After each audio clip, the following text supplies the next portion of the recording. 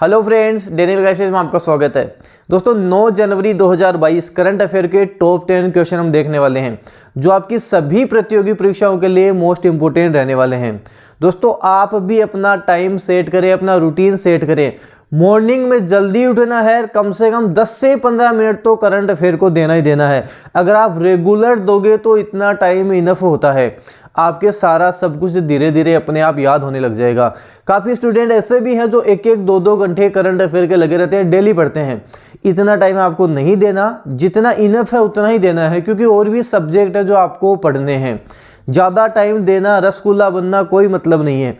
इतना ही टाइम दो कि आपकी नौकरी लग जाए, क्योंकि आपको टीचर नहीं बनना, आपको सरकारी नौकरी लगनी है। तो आप इतना टाइम जरूर दें, 10 से 15 मिनट का टाइम, कि आपकी नौकरी लग जाए, करंट अफेयर आप डेली कवर कर सको। तो चलिए टॉप 10 क्वेश्चन हम देख लेते हैं। इसकी पीडीएफ आपको डेनियल क्लासेस के टेलीग्राम चैनल पर मिल जाएगी। तो चलिए दोस्तों हम शुरू करते हैं। पहला प्रश्न है कि प्रवासी भारतीय दिवस किस तिथि को मनाया जाता है? प्रवासी भारतीय दिवस कब मनाते हैं? 9 जनवरी को प्रवासी भारतीय दिवस मनाया जाता है। क्यों मनाया जाता है? 9 जनवरी 1915 को महात्मा गांधी दक्षिण अफ्रीका से भारत लौटे थे। कब लौटे थे? 9 जनवरी 1915 को लौटे थे। इसलिए 9 जनवरी को प्रवासी भारतीय दिवस मनाया जाता है, आपको ध्यान रखना है। तो इसका उत्तर हो जाएगा 9 जनवरी। अगला है, हाल ही में चुनाव आयोग ने 10 फरवरी से भारत के 5 राज्यों में चुनाव की घोषणा की है। निम्न में से कौन सा इन राज्यों में नहीं है, आपको बताना है। उत्तर प्रदेश, पंजाब, उत्तराखंड, राजस्थान। उत्तर प्रदेश भी है, पंजाब भी है, उत्तराखंड भी है, राजस्थान नहीं है। इनके अलावा गोवा व मणिपुर हैं। गोवा व मणिपुर इनके अलावा हैं।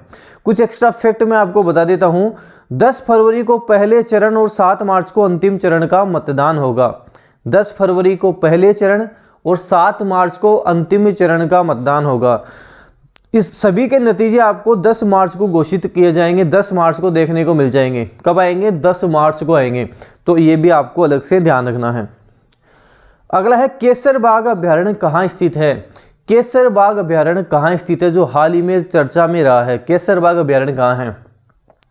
रामसागर, केसरबाग व वन विहार तीनों ही अभ्यारण्य धौलपुर में स्थित हैं। रामसागर, केसरबाग व वन विहार तीनों अभ्यारण्य धौलपुर में स्थित है, आपको ध्यान रखना है। हाल ही में केसरबाग वन क्षेत्र में 4 वन्य जीवों की मौत हो गई है, इसलिए चर्चा में भी रहा है। तो एग्जाम में आपसे पूछा जा सकता है कहाँ है। तो रामसागर की बात कर लो, केसरबाग की बात कर लो, वन विहार की बात कर लो, कहाँ है? धौलपुर में स्थित है। अगला है, हाल ही में शीर्ष 10 वैश्विक सूची में शामिल होने वाला भारत का एकमात्र हवाई अड्डा कौन सा बना है? कौन सा बना है? चेन्नई हवाई अड्डा बन गया है। चेन्नई हवाई अड्डा इसका उत्तर हो जाएगा। ऑप्शन से सही हो जाएगा, चेन्नई हवाई अड्डा। अगला प्रश्न है, राजस्थान विश्वविद्यालय ने 8 जनवरी 2022 को अपना कौन सा स्थापना दिवस मनाया? 8 जनवरी 2022 को कौन सा मनाया? 76वां स्थापना दिवस मनाया। 76वां 76वां स्थापना दिवस इन्होंने मनाया है। स्थापना 8 जनवरी 1947 को हुई थी। पहले इसका नाम राजपूताना यूनिवर्सिटी था। एग्जाम में पूछा जा सकता है राजस्थान यूनिवर्सिटी का पहले क्या नाम था? राजपूताना यूनिवर्सिटी इसका नाम था। 1956 में राजस्थान विश्वविद्यालय नाम हुआ था। राजस्थान यूनिवर्सिटी नाम कब हुआ था? 1956 में हुआ था, जब राजस्थान का एकीकरण कंप्लीट हो गया, उस समय की ये घटना है, आपको ध्यान रखना है। अगला है, पेट्रोलियम निर्यातक देशों के संगठन ओपेक के नए महासचिव कौन बने हैं? ओपेक के महासचिव कौन बन गए, आपको बताना है। तो हम बात करेंगे ऑप्शन से कि हेथम अल घिस बन गए हैं। हेथम अल घिस बन गए हैं, ऑप्शन से सही हो जाएगा, हेथम अल घिस। ओपेक के बारे में कुछ एक्स्ट्रा फैक्ट हम देख लेते हैं। ओपेक की फुल फॉर्म क्या होती है? तो Organization of the Petroleum Exporting Countries इसकी फुल फॉर्म होती है। स्थापना कब हुई थी? सितंबर 1960 में इसकी स्थापना हुई थी। सितंबर 1960 में। मुख्यालय कहाँ है? वियना, ऑस्ट्रिया में इसका मुख्यालय है। वियना, ऑस्ट्रिया में इसका मुख्यालय है, ध्यान रखना है। इसके सेक्रेटरी जनरल कौन हैं? तो मोहम्मद बरकिंडो इसके सेक्रेटरी जनरल है। मोहम्मद बरकिंडो सेक्रेटरी जनरल है। सदस्य देश कितने हैं? तो उसमें 13 सदस्य देश है, ये भी आपको ध्यान रखना है।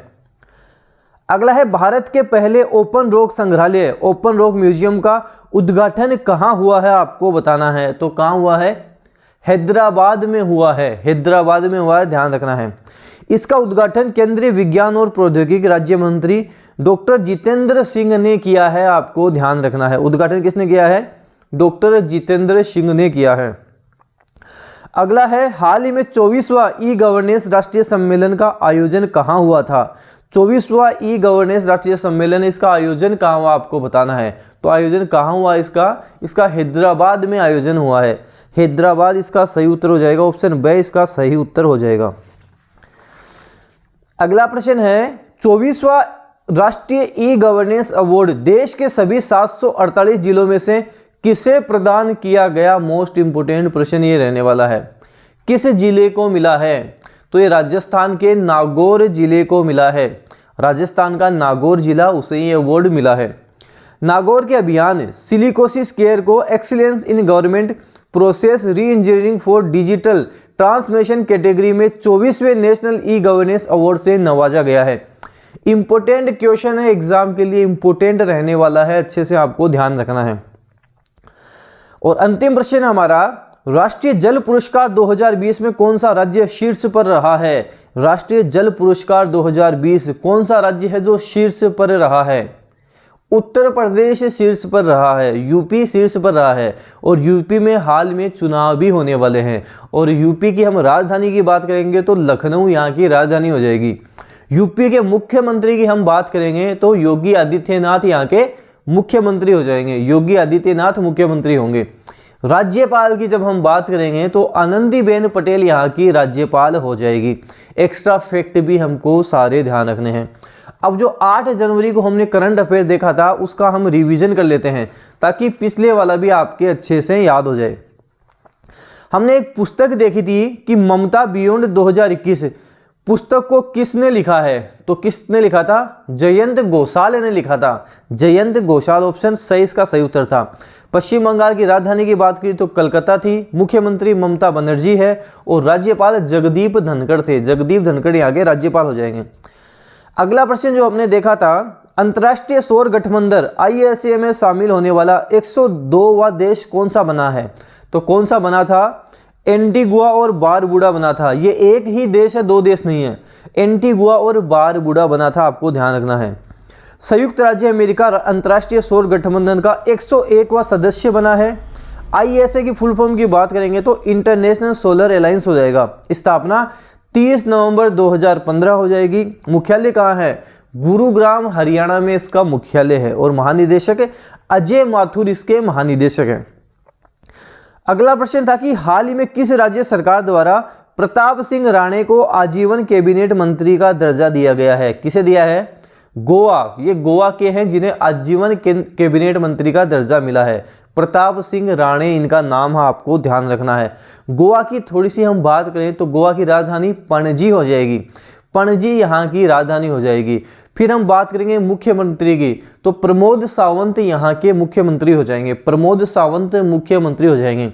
राज्यपाल की जब हम बात करेंगे तो श्रीधरन पिल्लई यहाँ के राज्यपाल हो जाएंगे। श्रीधरन पिल्लई राज्यपाल हो जाएंगे, आपको ध्यान रखना है। अगला था कि राष्ट्रीय युवा महोत्सव 2022 का आयोजन कहाँ होगा? युवा क्या खाते हैं? चेरी खाते हैं, तो पुडुचेरी में होगा। पुडुचेरी में होगा, ध्यान रखना है। 12 से 16 जनवरी तक राष्ट्रीय युवा महोत्सव का आयोजन किया जाएगा। प्रधानमंत्री नरेंद्र मोदी 25वें राष्ट्रीय युवा महोत्सव का उद्घाटन करेंगे। कौन से नंबर का है? 25वां है, ध्यान रखना है। यह स्वामी विवेकानंद की जयंती पर शुरू होगा। कब आती है? 12 जनवरी को मनाई जाती है। 12 जनवरी को मनाते हैं। इसे हम राष्ट्रीय युवा दिवस के रूप में मनाते हैं। विश्व युवा दिवस की हमने बात की थी, 12 अगस्त को मनाते हैं। 12 अगस्त को मनाया जाता है और यह भारत की स्वतंत्रता के 75वें वर्ष का भी प्रतीक है। इस त्योहार का लोगो और शुभंकर सक्षम युवा सशक्त युवा है, आपको ध्यान रखना है। हाल ही में वर्ल्ड इकोनॉमिक आउटलुक 2022 को किसने लॉन्च किया? कौन करेगा? IMF करेगा। IMF इंटरनेशनल मॉनेटरी फंड इसको करेगा। मुख्यालय कहाँ है? वॉशिंगटन DC में है। मुख्यालय कहाँ है? वॉशिंगटन DC में है। इसकी वर्तमान में अध्यक्ष कौन है? कौन है? क्रिस्टीना जॉर्जिया है। क्रिस्टीना जॉर्जिया है। स्थापना 27 दिसंबर 1945 को हुई थी, ये भी आपको ध्यान रखना है। अगला था कि हाल ही में किस देश के क्रिकेटर भानुका राजपक्षे ने अंतर्राष्ट्रीय क्रिकेट से संन्यास की घोषणा की है। कहाँ के हैं ये श्रीलंका के हैं। श्रीलंका उत्तर हो जाएगा। श्रीलंका की राजधानी की बात करी थी, जयवर्धनपुरा कोट्टे हो जाएगी। मुद्रा श्रीलंकाई रुपया हो जाएगी। राष्ट्रपति गोतबाया राजपक्षे हैं और प्रधानमंत्री महिंदा राजपक्षे हैं। किस राज्य के मुख्यमंत्री ने उन्नति पोर्टल लॉन्च किया था? किसने किया था? हिमाचल प्रदेश के ने किया था। हिमाचल प्रदेश के ने। कौन है मुख्यमंत्री? जयराम ठाकुर हैं। राजधानी शिमला। ग्रीष्मकालीन और शीतकालीन की बात करेंगे तो धर्मशाला हो जाएगी। एक्स्ट्रा फैक्ट भी हमको ध्यान रखने हैं। शंघाई सहयोग संगठन SCO के नए महासचिव कौन बन गए हैं? झांग मिंग बन गए हैं। कौन बन गए हैं? झांग मिंग। झांग मिंग इसका सही उत्तर हो जाएगा। स्थापना 2001 में हुई थी। मुख्यालय बीजिंग चीन में है। 8 देश इसके सदस्य हैं। मदर टेरेसा मेमोरियल अवार्ड 2021 किस देश को मिला है? किस देश को मिला? डेनमार्क को मिला है। डेनमार्क को मिला है। राजधानी कोपेनहेगन है। करेंसी डेनिश क्रोन है। और अंतिम प्रश्न था, हाल ही में 165 करोड़ रुपए के निवेश के साथ राजस्थान के सबसे बड़े सिलिका प्रोसेसिंग प्लांट की स्थापना कहाँ की जा रही है? निवाई टोंक में की जा रही है। कहाँ की जा रही है? निवाई टोंक में की जा रही है। दोस्तों हर सुबह 7 बजे आपकी करंट अफेयर की क्लास होती है। रेगुलर क्लास होती है जहाँ आपकी इंडिया का जीके भी कवर होता है, राजस्थान जीके भी कवर होता है, जो आपके सभी प्रतियोगी परीक्षाओं के लिए मोस्ट इंपोर्टेंट रहने वाला है। इसलिए आपको करना क्या है, आपके सभी फ्रेंड्स में वीडियो शेयर जरूर करना है। जो भी आपके फ्रेंड है जो किसी गवर्नमेंट एग्जाम की तैयारी कर रहे हैं उनको सबको वीडियो शेयर जरूर करना है।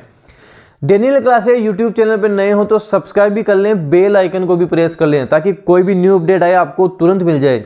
साथ ही आप टेलीग्राम चैनल जरूर ज्वाइन करें, इसकी PDF आपको वहीं मिलने वाली है। धन्यवाद।